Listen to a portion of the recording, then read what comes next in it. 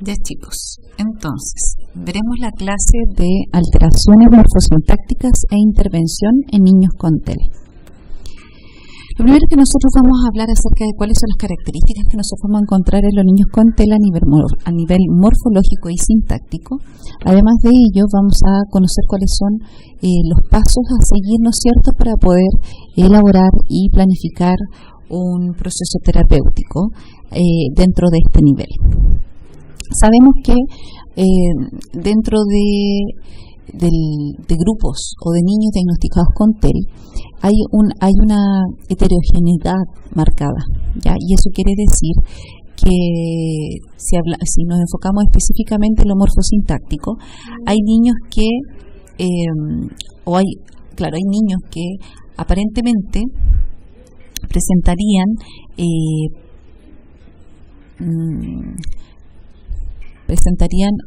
un mayor descenso o dificultad a nivel morfosintáctico en relación al resto de los niveles, así como también hay autores que plantean que hay niños, que todos los niños con TEL presentarían problemas gramaticales, ¿ya? Ahora, también sabemos una dificultad que se ha tenido, que poco a poco en realidad va variando esto, pero la mayoría de la evidencia que existe está basada en habla inglesa. Ahora, ¿qué tipo de dificultades podemos encontrar en niños con TEL? En el aspecto morfosintáctico, acá.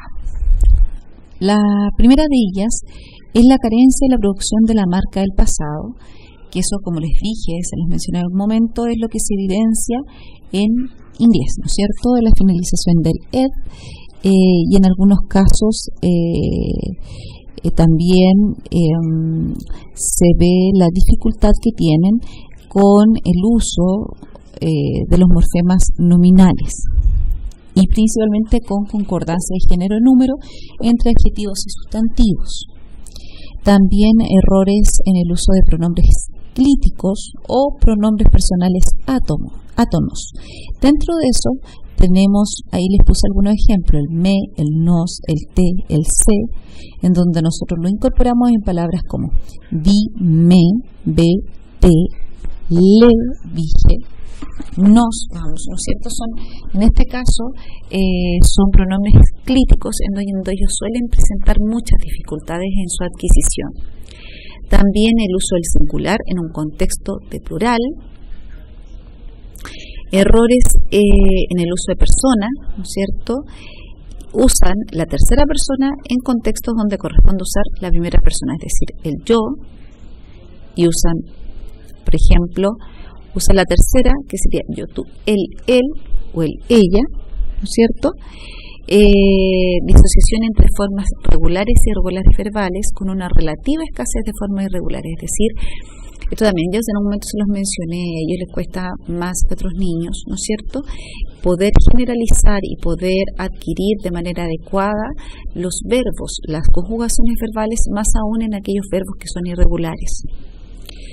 También, en general, hay una dificultad en la morfología verbal, y esto, de acuerdo a lo que plantean algunos autores, se explicaría por el déficit a nivel léxico en los niños, y ellos hablan, en realidad, una de las hipótesis que ellos manejan es que los chicos deben tener una base mínima de desarrollo léxico, o bien llamada masa crítica, para poder después comenzar poco a poco a que vaya enriqueciéndose la morfología flexiva. Ya, por lo tanto, se habla de este piso, de este colchón mínimo que debe haber léxico para que esta morfología flexiva vaya perfeccionándose y a la vez también vaya creciendo a medida que el niño avanza en edad y en adquisición léxica. Entonces, si vemos acá, nosotros ya sabemos cuáles son las características de los niños con a nivel morfosintáctico. La parte de la evaluación se ve en fundamento, por lo tanto no es algo que vamos a ver ahora. Y en cuanto a intervención vamos a ver lo mismo que hemos visto en los otros niveles: los propósitos, los contenidos, los criterios de jerarquización, objetivos, modelos o enfoques acordes al nivel, técnicas y estrategias, actividades materiales e indicadores de logro. Entonces, antes de iniciar la intervención, ¿en qué debemos, de qué tenemos que cerciorarnos? Primero debemos tener una evaluación completa del nivel morfosintáctico, tanto a nivel receptivo como expresivo. Tener claro, ¿no es cierto?, cuáles son los errores y las habilidades que este niño tiene a nivel morfosintáctico. También identificar la etapa de desarrollo en que se encuentra el niño, también la edad del niño y a qué exigencia está expuesto este niño, también cuál es su rendimiento léxico-semántico y fonológico. Esto porque estos niveles pueden estar incidiendo también en el desempeño del niño. Por ejemplo, a nivel léxico-semántico, como les acababa de decir, es importante contar con esa masa crítica o colchón o piso por lo menos mínimo para poder desarrollar poco a poco más la morfología reflexiva. Y en lo fonológico, porque también pueden estar entorpeciendo, ¿no es cierto?, su expresión, por ejemplo, y se puede considerar como un problema de morfología que omita, por ejemplo, un fonema S final, cuando en realidad probablemente lo que le ocurre es que el niño tenga problemas fonológicos, ¿ya? También debemos considerar cuáles son los contextos y los procedimientos que se utilizarán. Los propósitos son los mismos que hemos hablado anteriormente. Nuestro propósito, pensando en niños que son diagnosticados con TEL, deberían ser, ¿no es cierto?, alcanzar el desarrollo normal, probablemente también modificar el ambiente o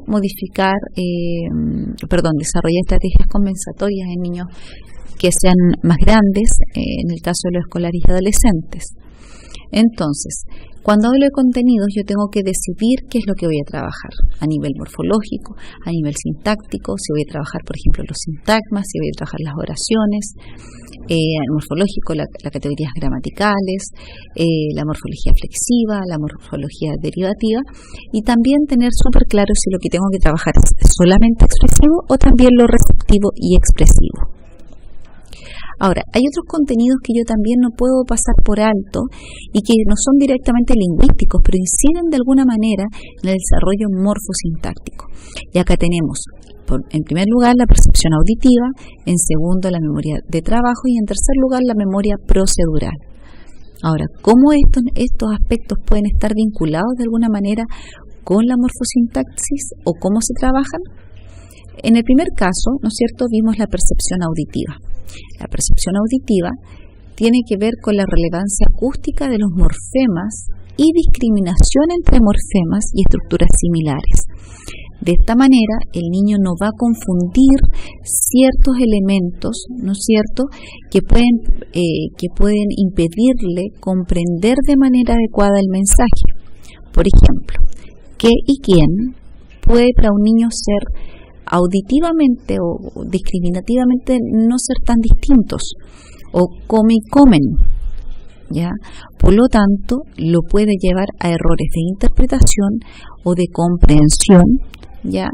Y cómo podemos solucionar esto: usar el énfasis prosódico, que ya lo vimos dentro de las estrategias, alargar la estructura que yo quiero además resaltar y dejar en claro al niño cómo es, ¿no es cierto? Y en lo posible acompañarlo de un prompting visual. ¿A qué se refiere eso? Que yo debería además apoyarme con imágenes, con láminas, o a lo mejor, si es necesario, que el niño además me mire a la boca, que yo a lo mejor toque mi boca para que él me mire y vea específicamente lo que yo estoy diciendo. A lo mejor, supongamos que yo digo comen, y si digo comen, a lo mejor que me mire para que él vea que yo estoy recalcando ese elemento. Después también tenemos en el segundo lugar la memoria de trabajo. La memoria del trabajo está vinculada con la recuperación de la información, también con la mantención de esta información por parte del niño para que sea procesada, lo cual es fundamental, ¿no es cierto?, para poder ir avanzando con los objetivos terapéuticos a nivel morfosintáctico, y que también sabemos que es algo débil en los niños con TEL. Y por último, la memoria procedural, que está relacionada justamente con el aprendizaje de las reglas gramaticales, y esto lo estaríamos abordando al hacer explícitas las reglas que se pretende que el niño adquiera.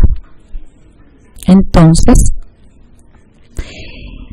esto cómo se logra: a través del apoyo en contextos significativos, el uso de la memoria semántica, además de condicionamiento clásico u operante. Es decir, recordemos que la memoria procedural un poco es la que usamos, por ejemplo, cuando aprendemos a manejar, ¿no es cierto?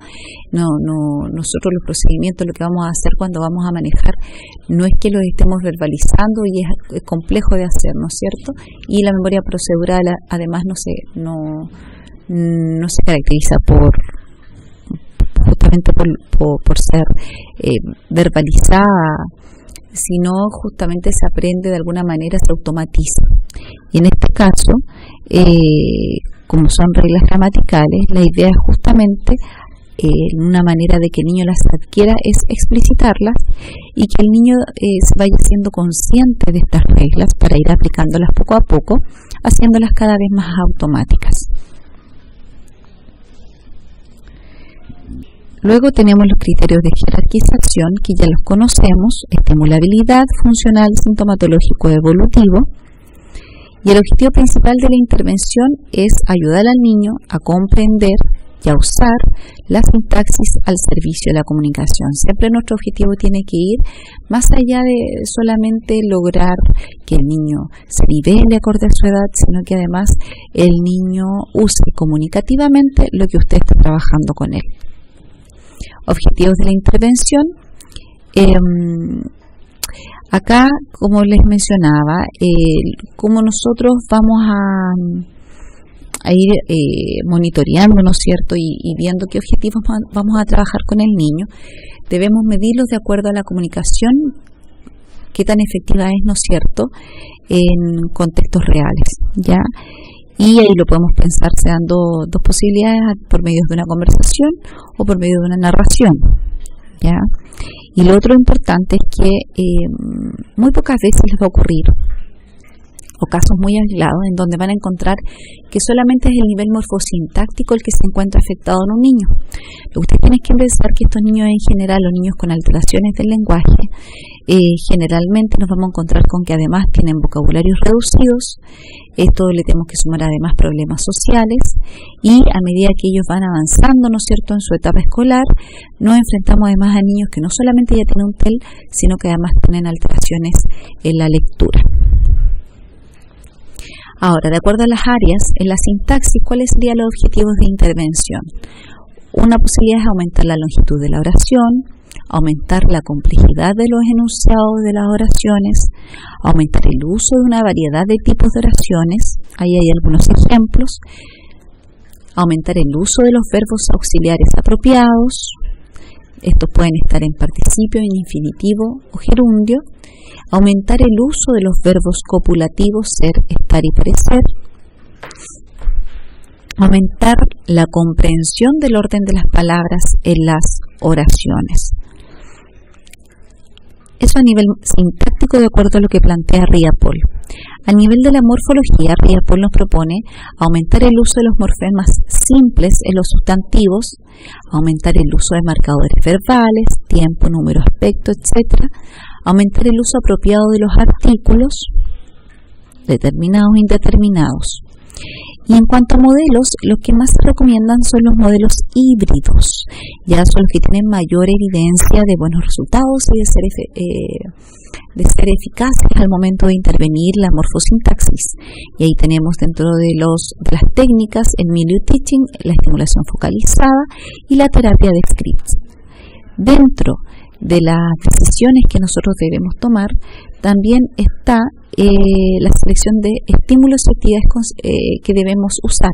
Y para ello debemos hacer lo mismo que hicimos con el nivel léxico-semántico, ver la familiaridad que el niño tiene con los estímulos, cuál es la edad correcta de adquisición para que no estemos ni trabajando cosas demasiado básicas o demasiado elevadas para la edad del niño, cuáles son las cantidades de vecinos léxicos, que eso ya lo explicamos en clases que eran, el patrón de énfasis, es decir, que se destaque aquello que realmente quiero trabajar, olvidarse de este mito de que si lo dice o dice alguna palabra X o usa algún elemento es que significa que lo comprenden.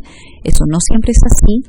Cuál es el nivel socioeconómico del niño o niña con el que trabajamos y si es que lo que estamos trabajando es de carácter concreto o abstracto. Por un tema de tiempo lo vamos a dejar esta grabación hasta acá y voy a grabar la segunda parte.